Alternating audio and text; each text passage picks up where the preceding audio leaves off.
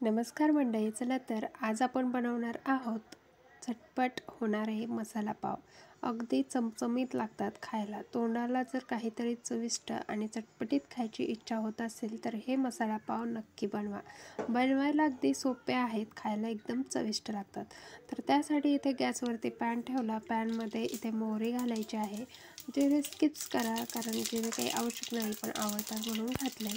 त्यानंतर आपल्याला इथे वरतून भरपूर चिरलेला कांदा घालायचा आहे आणि छान असा परतवून घ्यायचा आहे. कांदा आपल्याला चांगला मऊ पडेपर्यंत परतवायचा आहे आणि त्यानंतर यामध्ये मग टॅमॅटो घालायचा आहे.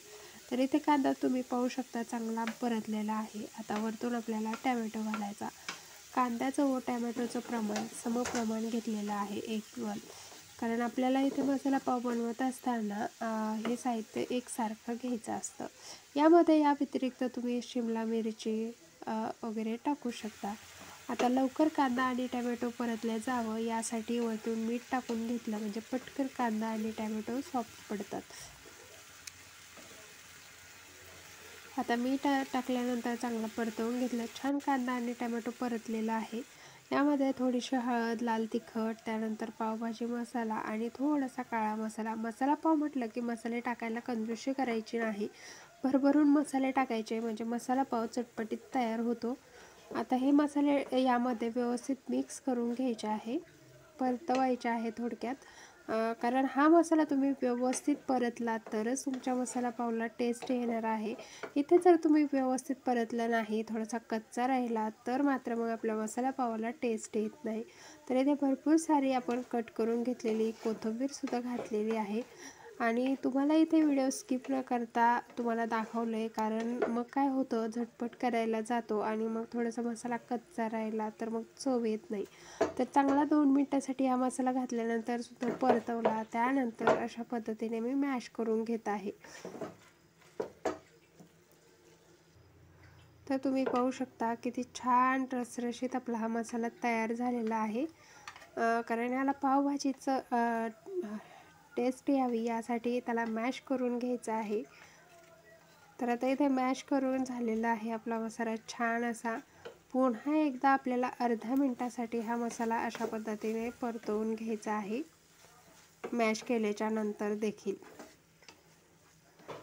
कारण मसाला जेवढा छान तुम्ही परतवाल तेवढी छान आपल्या मसाला पावाला टेस्ट येणार आहे. तर आता इथे आपली छान असा मसाला परतून झालेला आहे. तर आपल्याला याचमध्ये पावसुद्धा गरम करायचे. तर सर्व मसाला मी इकडे काढून घेतलेला आहे आणि पॅन तसंच ठेवायचं आहे आणि त्यामध्ये हे अशा पद्धतीने आपल्याला पाव जे आहेत ते कट करून घ्यायचे आहे. तर इथे पावाची साईज खूप छोटी आहे. तुमच्याकडे जर मोठ्या पावाची साईज असेल तर मात्र मग आपल्याला 2च पाव अशा पद्धतीने कट करून घ्यायचे आहे. कट केलेले पाव अशा पद्धतीने पॅनमध्ये ठेवायचे आहे आणि त्यावरती आपल्याला हा बनवून घेतलेला मसाला स्प्रेड करून घ्यायचा आहे. तर छान आपल्याला सगळीकडे हा मसाला लावून घ्यायचा आहे व्यवस्थित यावरती. तर सुरुवातीला थोडे पाव भाजू दिले, त्यानंतर अशा पद्धतीने आपण मसाला लावून घेत आहोत.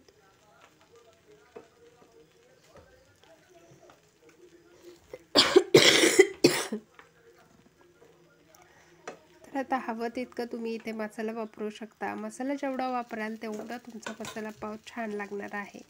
तर आपण इथे सर्व मसाला टाकून अशा पद्धतीने त्याला पुन्हा वरतून फोल्ड करून घ्यायचं. तर इथे आपण वरतून पाव टाकून घेतलेले आहे आणि व्यवस्थित असे भाजून घेतलेले आहे. तर तुम्ही पाहू शकता पाहता क्षणी तोंडाला पाणी सुटलं असेल तर तितकेच चमचमीत हे पाव तयार झालेले आहेत. तर जिभेचे चोचले पुरवायला खरंच खूप सोपी आणि सिंपल रेसिपी आहे. नक्की ट्राय करा. आणि अशा पद्धतीने आता 2-2 पावाला आपल्याला सेपरेट करून घ्यायचं आहे. तर इथे मी सेपरेट करून घेतलेले आहे पाव आणि चला डिशमध्ये सर्व करूया. तर आहेत की नाही बनवायला एकदम सोपे आणि इझी. तर कशी वाटली ही रेसिपी कमेंट करून नक्की सांगा. आवडली असल्यास व्हिडिओला लाईक आणि चॅनलला सबस्क्राईब करायला विसरू नका. हो, तुम्ही व्हिडिओ तर पाहता पण चॅनलला सबस्क्राईब करत नाही, व्हिडिओला लाईक करत नाही. तर एक लाईक आणि सबस्क्राईब नक्की करा. तर चला भेटूया नवीन एका रेसिपीसह. तोपर्यंत धन्यवाद.